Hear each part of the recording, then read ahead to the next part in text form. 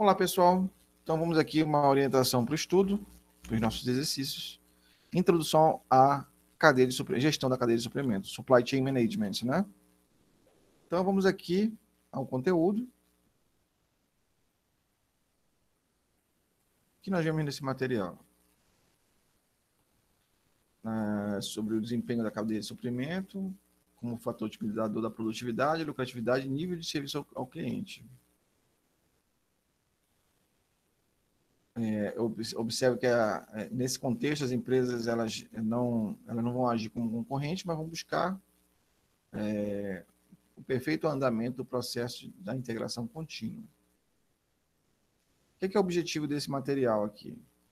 Ao final desta unidade de aprendizagem, você deve apresentar o seguinte aprendizado: definir o papel da cadeia de suprimento na gestão estratégica da organização. Então, o primeiro ponto aqui a vocês considerarem. Relacionar a cadeia de suprimento integrada com a geração do valor das organizações. Como nós já temos feito essa definição da cadeia de suprimento, nós vamos nos concentrar aqui, relacionar a cadeia de suprimento integrada com a geração de valor nas organizações. Identificar o impacto da logística, da cadeia de suprimentos, da competitividade empresarial. Então, esse é um ponto importante que vocês têm que focar. Identificar o impacto da logística da cadeia de suprimentos, beleza? Qual é o desafio aqui? Um dos desafios aqui é necessário o gerenciamento de uma cadeia de suprimentos. Isso aqui é fato. Observa que é importante isso aqui para melhorar a qualidade do serviço, né? É preciso avaliar o processo das etapas importantes de uma cadeia para então elaborar um mapeamento desse processo, identificando assim os pontos críticos que devem ser observados pelo gestor na sua análise. Agora você vai ter que fazer o seguinte: você, nesse momento, vai se considerar para compreender o contexto aqui, como um gestor de uma empresa que invase água mineral, um vazamento.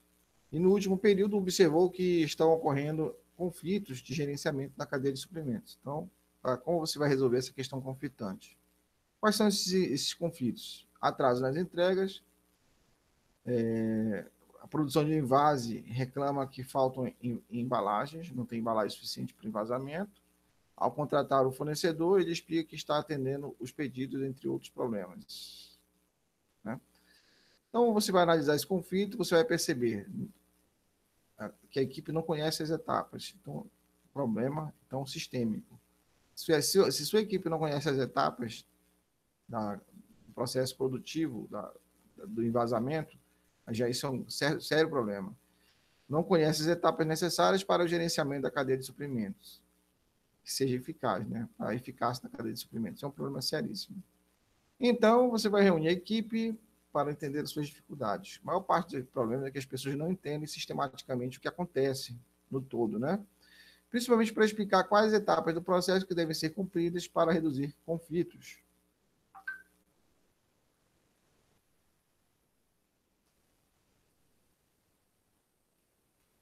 Bom, então aqui nós temos a nossa pergunta: quais são as 5 etapas necessárias para ocorrer uma gestão eficaz dessa cadeia de suprimentos e o que deve ser discutido nessa reunião de negócios, nessa reunião de gestão? Então,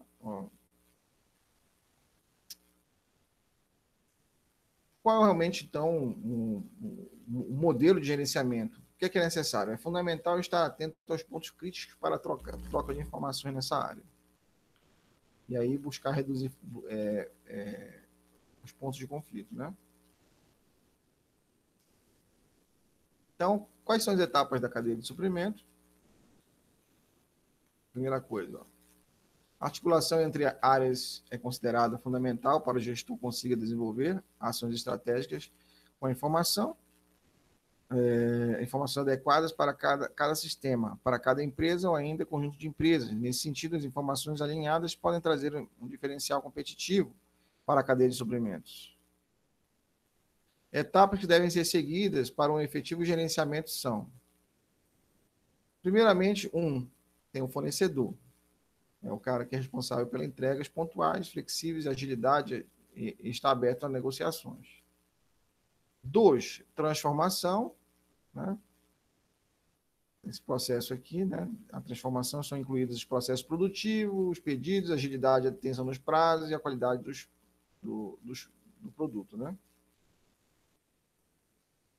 3, armazenamento. Ela pode ser feita no fabricante, do distribuidor ou em ambos. Tanto o fabricante pode armazenar, como o distribuidor pode armazenar. Distribuição, esse é um outro ponto da cadeia. O distribuidor realiza a entrega para o cliente final ou em loja de varejo. Troca de informação, estamos sempre batendo nessa tecla, né? Esse é um ponto crítico, é uma etapa invisível que transcende todos os momentos. Ela também é apoiada por sistemas do tipo EDI, que significa Electronic Data Interchange. EDI.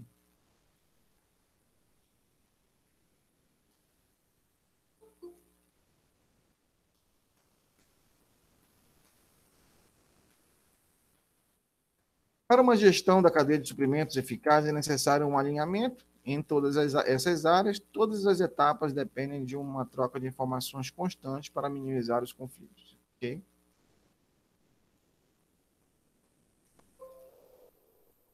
Então, esse alinhamento, essa uniformização, homogeneização da informação, dos procedimentos é importante. Essa troca de informação constante, ela reduz conflitos. Entende, pessoal?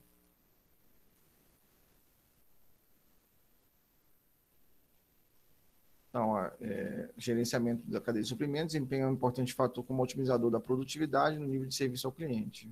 Então, o que é que nós temos aqui, então, no nosso conteúdo da unidade? A sistemática das operações de logística internacional. Como é que ocorre a logística internacional aqui? Introdução à gestão da cadeia de suprimentos, aí você tem aqui os elementos que nós já falamos, definição de supply chain management, relacionar a cadeia de suprimento integrada com geração de valor nas organizações, identificar o impacto da logística da cadeia de suprimentos na competitividade empresarial. Aqui tem o conceito de supply chain management, que nós já temos visto. Vou passar essa parte. Aqui tem uma coisa interessante, um modelo tradicional de gestão da cadeia de suprimento, um modelo de gestão. Isso aqui é bom, muito bom nesse momento. Né? Contexto histórico de aparecimento, modelo tradicional, produção em massa. Produção em massa o modelo tradicional, gestão da cadeia de suprimentos, customização em massa, ou seja, você fazer produtos especificamente para cliente, né? Mercado competitivo, item mercado competitivo. Gerenciamento local ou regional, o modelo tradicional. Ali na localidade, na região. A visão da cadeia de suprimentos, ela é uma visão geralmente global. Escopo e ação gerencial. O item. Operacionais e relativos, você vai estar pensando ali com o modelo tradicional, estratégicos e proatividade. Perceber o momento, perceber a necessidade e agir, né? Antes de uma consequência de alguma coisa que realmente aconteça, né? Parâmetros geralmente considerados nas decisões sobre fazer ou comprar esse item. Modelo tradicional. Você vai considerar custos de produção, utilização da capacidade e a política de integração vertical. Gerenciamento da cadeia de suprimento, parâmetros produtivos múltiplos, como custo, qualidade, flexibilidade, estratégia, competitiva e desenvolvimento de novas competências e negócios. Ou se você considerar modelo competitivo, modelo tradicional, aí você vai considerar a unidade de negócio. Aí, se você for pensar no supply chain management, você vai considerar as unidades de negócios virtuais, e-commerce e estrutura de negócios virtuais, para esse modelo competitivo, né?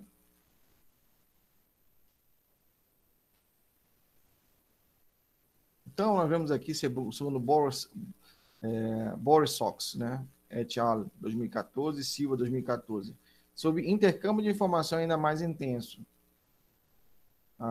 Tal intercâmbio é caracterizado por, aí você tem ênfase na satisfação do consumidor final.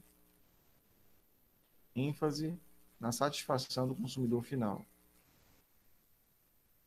Formação de parcerias entre fornecedores e clientes. Abertura plena entre parceiros, possibilitando troca de informações operacionais e estratégicas. Aplicação dos esforços de forma sistêmica e continuada, visando agregar ao máximo o valor possível ao cliente final, eliminando desperdícios, reduzindo custos e aumentando a eficiência. Beleza?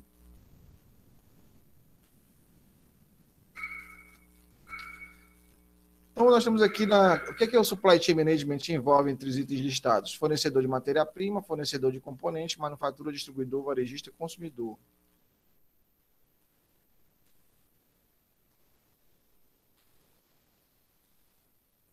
Olha, uma coisa importante aqui nesse tópico, né? Cadeia de suprimento integrada e geração de valor. Você pode gerar valor no canal de distribuição, considerando, por exemplo, o conjunto de organizações, instituições, gestores envolvidos, questões internas e externas à empresa, o apoio que o marketing dá. Outro ponto importante.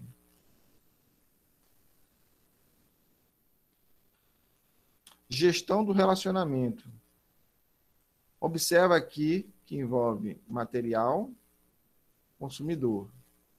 Observa o fluxo da informação, a setinha para um lado e para o outro. A informação, fluxo de informação de produtos, serviços, finanças e conhecimento. Porque essas informações estão relacionadas a produtos que são demandados. E esses produtos, para sair de um lugar e ir para outro, ou seja, para a mão do consumidor, tem serviço no meio disso tudo.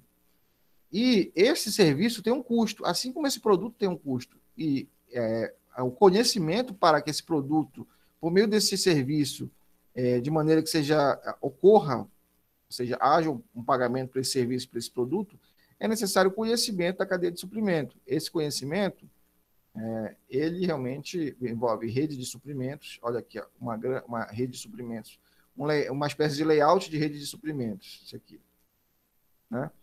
A empresa integrada, compras integrado com a adequação ao cliente e adequado com a fabricação. E aí você vê aqui, ó, essa parte, tudo isso aqui está logística. Compra, fabricação, a adequação ao cliente, customização, etc. e tal. Rede de distribuição para o mercado. Então, mercado varejista, mercado atacadista, e os menores, né, vão lá e compram, e pererê, parará. Aqui o consumidor. Então, nós temos nesse conjunto aqui, nesse fluxo de informações, as restrições da capacidade de informação, competência, capital e recursos. Isso tudo aqui. Tá? Isso aqui é a estrutura da cadeia de suprimentos integrada.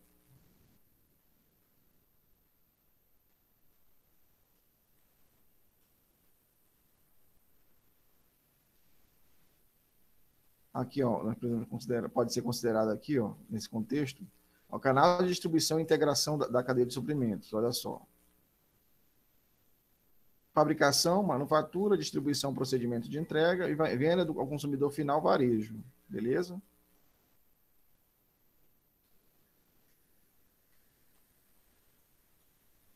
Aí ele vai. O que é o canal vertical? Aqui a gente vai explicar o que é o canal vertical. O que é essa verticalização? Estrutura de mercado verticais nas quais a responsabilidade transfere de um segmento da cadeia de suprimento para o seguinte. Ele dá um exemplo aqui. Ó. Considere uma cadeia de suprimento em que o fabricante vende o produto acabado para o atacadista. O que revende para o varejista. Fabricante, atacadista, varejista. Observa aí. Por sua vez, fornece ao consumidor final, como nós temos trabalhado a cadeia de suprimentos. A ideia da cadeia de suprimentos. Nesse exemplo, a responsabilidade do fabricante termina quando ele entrega o produto ao atacadista e assim por diante. Porém, esses canais apresentam inúmeros problemas e dificuldades, pois a preferência do consumidor, as tendências do processo e as necessidades de demanda são conhecidas apenas pelo varejista que está na última fase da cadeia de suprimento, né?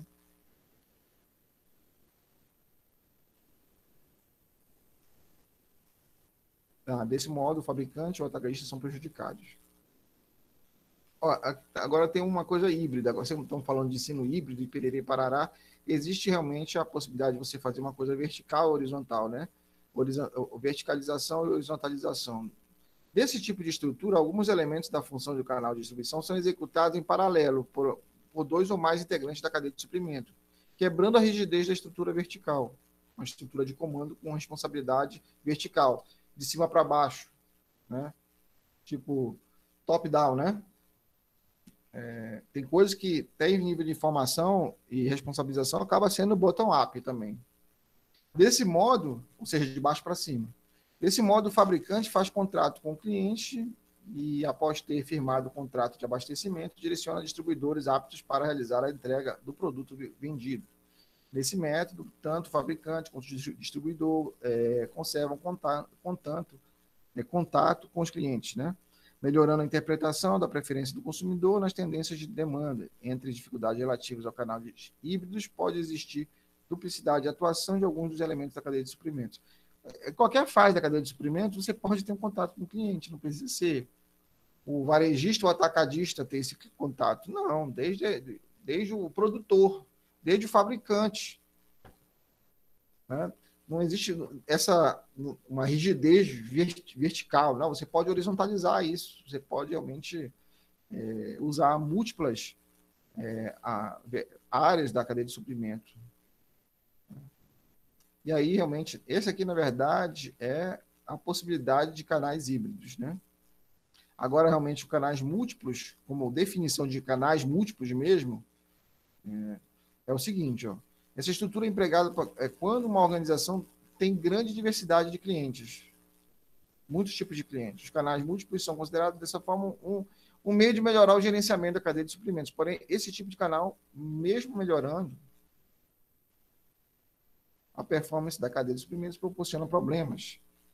Por exemplo, um canal pode invadir o outro, prejudicando o conjunto de canais existentes. Né? Eu acho que essa parte aqui já foi suficiente. Vocês podem dar uma olhada depois, logística e competitividade empresarial, para nós iniciarmos o nosso conteúdo aqui. Tá? Dá uma olhada aí nessa leitura de logística no Brasil. Aqui nós temos as referências bibliográficas. Vamos para o nosso exercício. Tá?